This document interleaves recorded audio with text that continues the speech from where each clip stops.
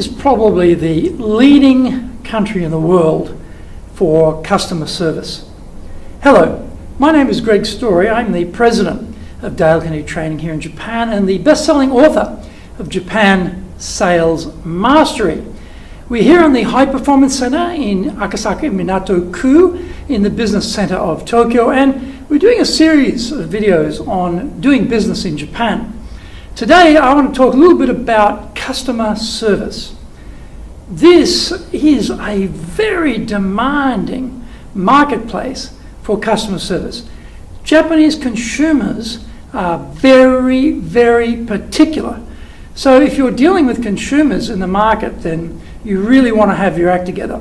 If there's any question about the quality versus what they receive is not right, they will complain vigorously. Their expectations are extremely high. You know, we have such a difference in the level of service quality here and expectation here. It's hard to understand. Like, for example, I grew up in Queensland in Australia, which is very, very famous for mango trees. In fact, in my house in Brisbane, I had my own mango tree. I planted it, I grew it, beautiful mangoes.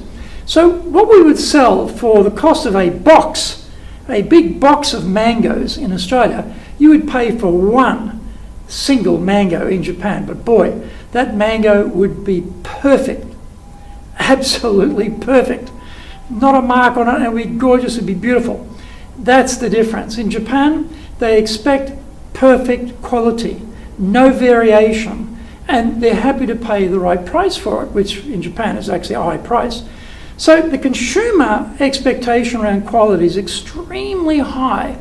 And that transfers across, of course, into service provision, product provision. You know, if you're dealing with a hotel or a restaurant and you're not getting the service you want, people are unhappy straight away and they will complain. So you've always got to be on your best behavior, your best performance behavior when you're serving consumers. Now, in B2B business, it's the same sort of thing. In B2B, if you promise something, it better happen. Because I mentioned this in a video on distribution, there are so many people in the food chain in Japan, between the importer down to the retail or to the end buyer, that everyone's taking a piece of the action, but everyone's working on very tight frames of time. You know, having stuff in storage in Japan, you pay a premium on that, so people don't have big spaces to hold stock. So it's all just in time, like that famous Toyota system of their production, just in time to eliminate cost. If your particular product or service doesn't turn up on time and there are people down the chain who are involved, there's going to be big trouble. And people will not forgive you for that very easily. So if you make a mess of it once, you're going to be very hard pressed to get a second go. So you've got to really make sure you're on the ball from the very day one. The other thing too is the level of expectation around the service you'll provide is always you'll provide more than they're paying for. So they expect advice, they expect follow-up very fast, they expect you to be available all the time immediately, they expect their emails, their phone calls to be answered immediately. You know, in many countries, if you send an email and you don't get an answer till maybe the next day or the day after, yeah, most people are okay with that. Japan, they send you an email in the morning, they don't get an email, they're ringing in the afternoon. What is the answer? Where's the answer to that? Why? Because again, inside companies, many people are involved in that service or product provision, and they all have people that they're responsible to, and they want to make sure they can report what's happening to the people they're responsible to, again, down the food chain. So there's lots and lots of pressure here to respond very, very quickly. Now, of course, the opposite is when they come to make a decision, they take a long period of time to get to the decision point. But once it's made and once the business starts, everything speeds up. And we have to speed up with them. So, you know, the idea here in Japan of keeping in touch is a very, very much a fundamental part of the way they do business. So, you know, we tend to be less is more in the West. Japan is more is better. So, you know, I will get, there's Oseibo, which is the end of the year, I'll get gifts. There's Ochugen, which is the middle of the year, I'll get gifts. These gifts, small gifts, are to remind me of the supplier's relationship with me, and I'm expected to do the same. You're sending out New Year's cards, you're sending out Christmas cards, both, mind you, both. again, to keep in touch. People will send you a summer card, because it gets very hot. There's a particular card for summer. Again, how to keep in touch with you. They'll drop in and see you without an appointment. Often I'm in my office and someone will say, oh, so-and-so is here to see you. And I go, oh, really? I check my diary. There's no appointment there. They're just dropping by to say hi because they're trying to keep that relationship very, very intense and involved.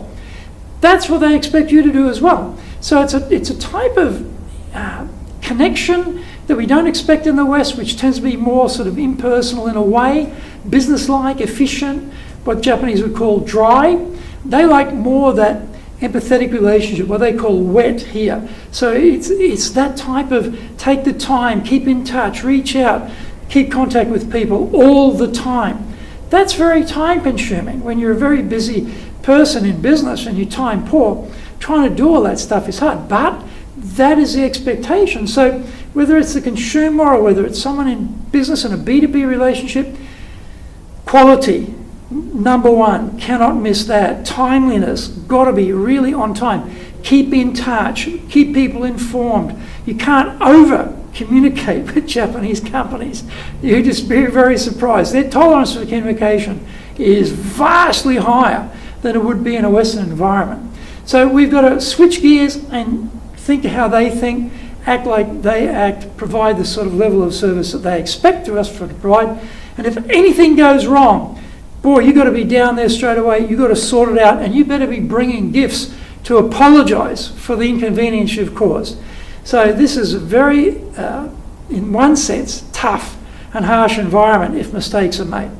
On the other side of the coin, though, if you do a good job and you keep in touch, they will tend to keep using you. The devil they know is far superior to the angel they don't know. And where the angel they don't know and you're trying to get into that relationship, you've got to work really, really hard to get in there.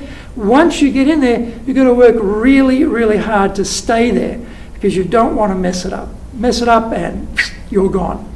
Not too many second chances in Japan for anybody, not just Gaishke or foreign multinationals or foreign companies. So the lesson is, be very aware of the service expectations. Standards in Japan are much higher than anywhere in the world. The flip side, though, is if you can do business here and you can match the standards here, you will be successful anywhere in the world because nobody is going to be as demanding as the Japanese buyer. So if we master it here, we're going to be good to go everywhere.